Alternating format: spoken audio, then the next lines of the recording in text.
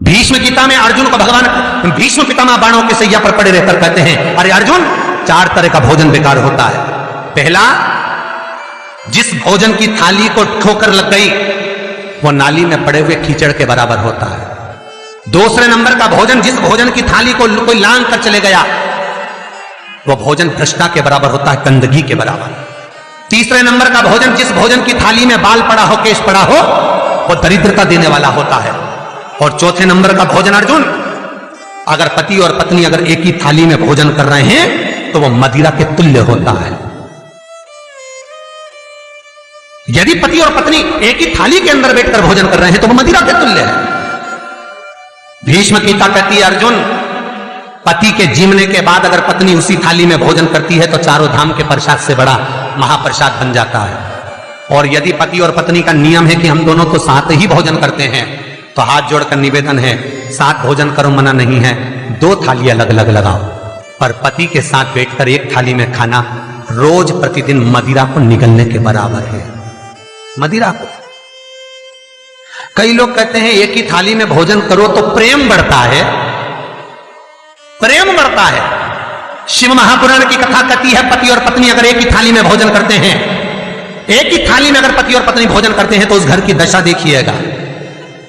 उस घर के बच्चे कभी भी विद्या में उत्तम नहीं निकल सकते, उस घर के बच्चे कभी भी सत्मार्गी नहीं निकल सकते, मार्ग से विचलित ही निकलेंगे, क्योंकि मदिरा के नशे में पैदा हुए हैं।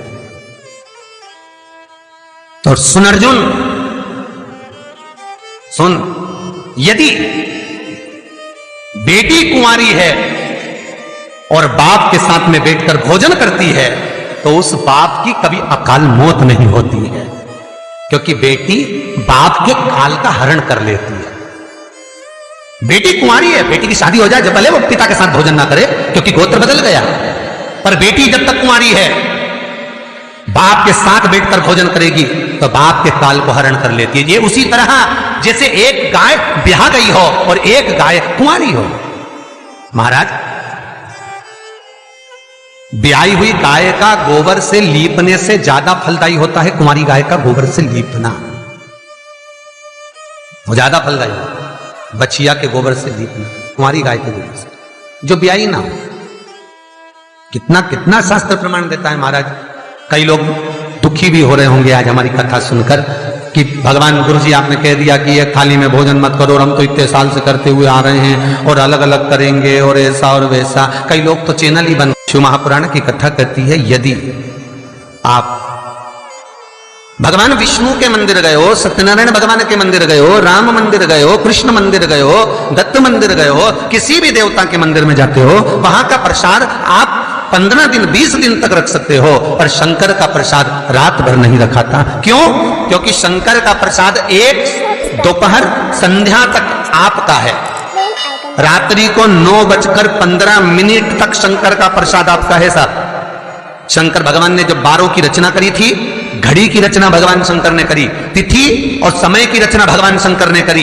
एक एक घड़ी, एक एक पल, एक एक तिथि, एक एक नक्षत्र, समय, पल, सबकी रचना शंकर करे। हमारे हर एक वीडियो से सबकी रचना से। इसीलिए तो शास्त्र कहता है ना, लिंग पुराण वर्णन करती है, नर्मदा पुराण कहती है, शिव महापुराण की कथा कहती है, जब व्यक्ति को कोई भारी रोग हो जाता है, कोई कैंसर जैसी बीमारी हो गई, कोई किडनी ही खराब हो गई, कोई लीवर ही बेकार हो गया, कोई बड़ी बीमारी हो गई, तो आप किसी ब्राह्मण से पूछेंगे कि पंडित जी हमको शंकर भगवान का अभिषेक करवाना है, कौन सा टाइम करवाना चाहिए? तो उसका भी समय शिव महापुराण निश्चित करती है, उसका भी समय हमारे लिंग पुराण निश्चित करती है, उसका भी समय नर्मदा पुराण निश्चित करती है।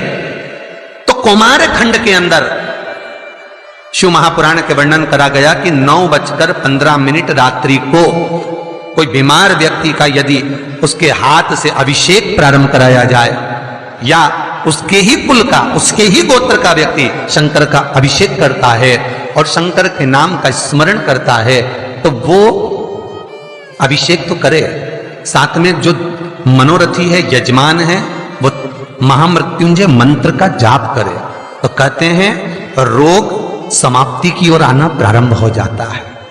रोग समाप्ति की ओर आना, रोग समाप्ति की ओर पहुंचना भगवान शंकर। कि पावन कथा कहती है, एक कलश के अंदर महाराज दूध ले लीजिए, उसमें काली तिल्ली डाल लीजिए, थोड़ा सा आंवला, सूखा आंवला बाजार में मिलता है, उसको डाल दीजिए। बाजार में अगर गीला बीला मिल जाए, बीला का फल, बेलपत्री में जो फल लगते हैं, बीला का गुर्दा, बीले के अंदर का भाग, अगर बीला नहीं मिले तो बाजार में सूखा बीला मिलता है, उसको पानी में गला लो, गला कर उसको पीस लो, पीस कर उसका उपटन बना लो, पीस के उसको एक कटोरी में ले लो। उस उपटन को, जल के पात्र को, जो व्यक्ति घर में बीमार रहता हो या जिसको बुखार ज्यादा चढ़ रहा हो, उतर नहीं रहा हो, निमोनिया जैसी बीमारी हो, बड़ी से बड़ी बीमारी भी अगर आपको घेरी हुई है, तो आप अपने हृदय चित्त से स्पर्श कराकर, कोई पलंग पर पड़ा हो तो उसका हाथ का स्पर्श करा, जो स्वस्थ है उसके ऊपर से उतार कर भगवान शंकर को ले जाकर वो बीले का उपटन शिवलिंग पर लगा दे, और जो जल है वो शंकर जी को समर्पित करें। कौन सा मंत्र बोलना है, उस मंत्र का स्मरण आप सब प्रेम से करें। ओम, और वो मंत्र है ओम जूं सह। आप स्क्रीन पर देख सकते हैं, मंत्र हमने लिख दिया है ताकि आपको आसानी हो बोलने में भी।